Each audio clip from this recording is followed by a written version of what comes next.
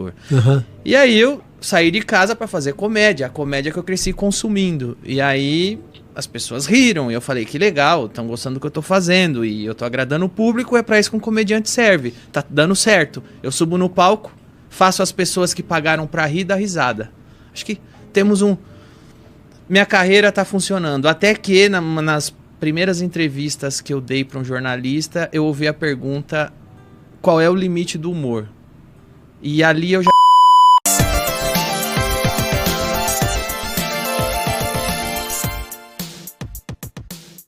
E aí eu saí de casa pra fazer comédia, a comédia que eu cresci consumindo. E aí as pessoas riram e eu falei, que legal, estão gostando do que eu tô fazendo e eu tô agradando o público, é pra isso que um comediante serve. Tá dando certo. Eu subo no palco, faço as pessoas que pagaram pra rir dar risada.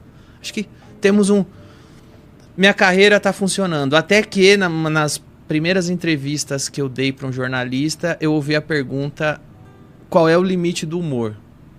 E ali eu já estranhei essa pergunta, porque eu não acho que o Ari Toledo, o Chico Anísio, o Costinha, Renato Aragão, o Jerry Lewis, o Ed Murphy, eu acho que nenhum deles, nenhuma dessas pessoas que eu cresci vendo se deparou com uma pergunta, porque eu sempre vi entrevista de comediante e eu nunca vi um comediante ser perguntado qual era o limite do humor. E ali eu fui embora, logo no início da minha carreira, questionando. Eu falei, por que esse jornalista quer saber, quer que eu diga qual é o limite do humor? É uma armadilha? Porque uma vez que eu digo qual é o limite, qual é o próximo passo, é multar se eu passar desse limite? É me punir? Porque tem um limite de velocidade. Se você passa, você é punido.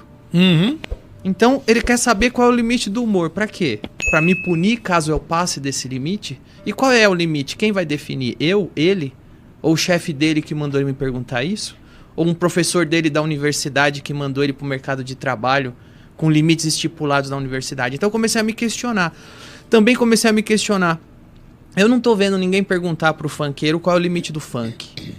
Não tô vendo alguém perguntar qual é o limite do jornalismo, qual é o limite do drama, qual é o limite da poesia, qual é o limite da música, qual é o limite... Podemos falar de tudo em uma música? Podemos falar de tudo em uma poesia? Não, mas na comédia tinha um limite.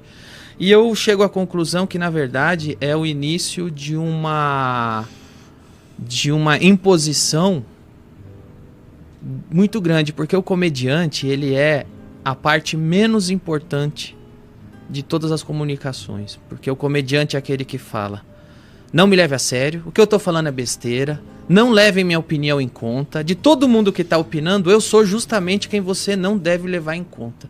Eu não tenho credibilidade, eu não tenho reputação. Então, a partir do momento que começa no comediante a regulação do que pode ou não ser dito, ele é o primeiro degrau. O que acontece quando a comédia for censurada? Quais são os próximos passos? Daqui a pouco é o jornalismo que não pode dar opinião. Então, eu acho que o comediante é o canário.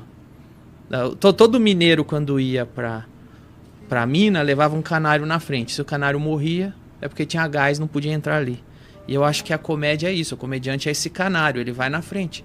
Se estamos num ponto que o canário está sendo alvejado, é porque o negócio que está vindo é grave, não vai parar nele.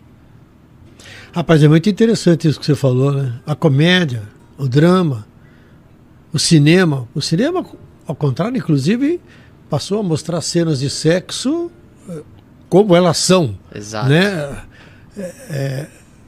Mas ninguém colocou... Qual é o limite do cinema? Limites. Exato. Aí, por exemplo... Para as outras manifestações artísticas. Exato. Eu até tenho um texto de stand-up que eu falo que pra mim tá difícil. Quando eu era criança, eu gostava de ver a música nova do Roberto Carlos, porque eu ia pra escola pra colocar besteira na música. Qualquer música que saía, você punha um monte de palavrão e coisa relacionada a sexo na música só pra subverter a música. Sempre era engraçado. Toda criança na escola tinha aquelas músicas que você cantava errado. Tipo, eu lembro quando surgiu aquela, né? Você me pede na carta que eu desapareça. Eu cheguei cantando na escola. Você me pede na carta que o meu pau cresça. É isso que faz. Moleque de quinta série faz isso. Só que hoje, não dá, porque as músicas do mainstream já estão piores do que as que a gente subvertia na escola.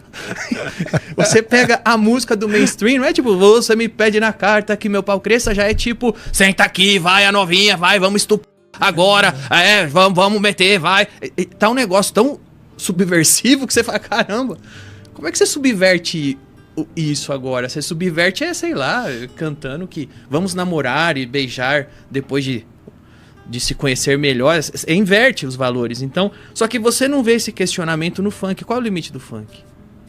Qual é o limite da música? Não tem. Mas na comédia, onde você tá, de fato, deixando claro que é uma brincadeira, tem que ter um limite. Então, para mim, é só o início de uma agenda de censura mesmo, onde você tem uma linha política ditando o que pode ou não pode ser dito.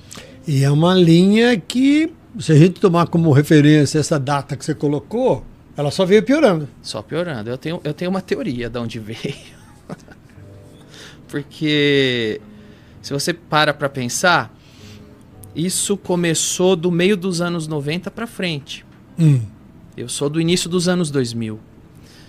Esse tipo de regulação do que pode ou não ser dito de acordo com uma agenda e ideologia política começa no meio acadêmico.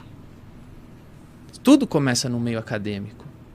E vaza para a superfície depois que as pessoas que aprenderam isso no meio acadêmico vêm para a sociedade e escalam nas posições de chefia na sociedade. Então, se você tem nos anos 60, nos anos 70, professores ensinando que o politicamente correto, que é uma coisa que as pessoas não param para pensar aqui. Quando você fala em politicamente correto, você não está falando em boas maneiras para não magoar ninguém. Você não está falando em, olha, seja politicamente correto. Você não está falando em não ofenda pessoas oprimidas. Você está falando em ofenda quem a nossa agenda política quer que seja ofendido. A gente está falando de um controle político. Quando você fala politicamente correto, é acima de todo um controle político. Que nos anos 60, 70 eram ensinados na universidade, que as pessoas saíram da universidade nos anos 80 e 90, vieram para cá, nos anos meados de 90 para os anos 2000, elas sobem para posição de chefia, elas viram deputados, elas viram presidentes, elas viram políticos, elas viram prefeito, elas viram chefe de redação, elas viram elas viram âncora de jornal, elas viram elas chegam na cadeira da chefia e começam a regular tudo de acordo com isso. Então, eles vão contratar o jornalista que fala o que eu quero que ele fale, que pergunte o que eu quero que ele pergunte. O político vai fazer a lei de acordo com a agenda política que ele aprendeu lá. Então, eu acho que esse o momento. É por isso que hoje, aqui onde a gente vive, esse negócio que a princípio era uma coisa de campos acadêmicos, subiu para cá e regula todo mundo. E essa regulação, ela tem como ponto de partida uma questão política. Eu não tenho dúvida. Que leva à questão de costumes, que leva à religião, que leva a outras coisas. Eu creio que uma agenda política, de fato. O que eu acredito que, sim, que a gente tem que ser democrático. E eu não acredito que alguma vertente política não deva ter espaço. Eu acho que todas têm que ter. Eu acho que a direita tem que ter o seu espaço e se manifestar. A esquerda também, o conservadorismo, o progressismo. É nisso que eu acredito. Porém, quando você tem na posição de chefia quem acredita que a agenda política dele deve prevalecer, você tem todo um ambiente tentando sufocar qualquer outra coisa que não seja aquilo. E é isso que eu vejo, sem dúvida alguma. Hoje você tem... regras do que pode ou não pode ser dito. Você queima o seu filme se você disser algumas coisas que não podem ser ditas. E que não necessariamente sejam coisas ruins, mas são visões diferentes. Uhum. Então, tudo hoje é regulado por isso. Nas agências quem está na chefia da agência de publicidade chama a fazer publicidade quem reza essa cartilha. Quem está na chefia do jornal chama para ser jornalista quem reza essa cartilha. E quando o jornalista vai entrevistar quem não reza essa cartilha, ele não está nem atrás de saber direito o que a pessoa pensa. E sim em destruir a reputação de qualquer coisa que não pensa como ele, o chefe dele. Então a gente vive numa cadeia que é assim que acontece. E isso é pior na esquerda ou na direita? Isso é pior Esse jogo de forças aí. Isso é pior sempre em quem está dominando. Independentemente, os dois lados quem está dominando age da mesma maneira. Os dois lados fazem isso, mas quem senta na cadeira é sempre o pior do momento. E hoje é a esquerda que está nessa posição. A gente já viveu tempos, por exemplo, que talvez o grande opressor era o conservadorismo, que você não pode fazer isso, você não pode fazer aquilo, se fizer isso você não vai ter emprego, você está errado em fazer isso. Hoje eu acho que é o contrário, hoje é o progressismo que demoniza qualquer um que por acaso não concordar com 100% do que é dito. Uhum. E aí nisso também entra muito... aí entra também os que cooptaram a agenda, que aí já não vira só você tem que concordar com o que a gente está dizendo, e sim você tem que votar nesse político que está dizendo que é o defensor dessa agenda. Porque se você disser que esse político não é bom, você é uma pessoa má, no exato momento você deve ser combatido. Então vai virando tudo, na verdade, uma grande guerra de narrativa. As pessoas se apropriam de rebanhos, os políticos se apropriam de agendas, não estão nem aí, sabe? Estão nem aí, mas se apropriam do discurso. E aí você, se ousar falar o que não pode, você vai pagar as consequências. Uhum. Eu lembro sempre, e nos últimos anos, né, na televisão, as equipes da Globo, até o grande Caco Barcelos, foi hostilizado pelos petistas e teve que se esconder com a equipe num bar no Lago da Batata, porque ele era representante da Globo golpista. E a direita aplaudia, né, a cobertura jornalística que a Globo fazia. Depois, a Globo passou a ser a Globo lixo para os que do grupo para os bolsonaristas. Exatamente, né? E passou a ser defendida pelos petistas. Exatamente. Na prática, é a mesma coisa, depende só de quem está. Exato.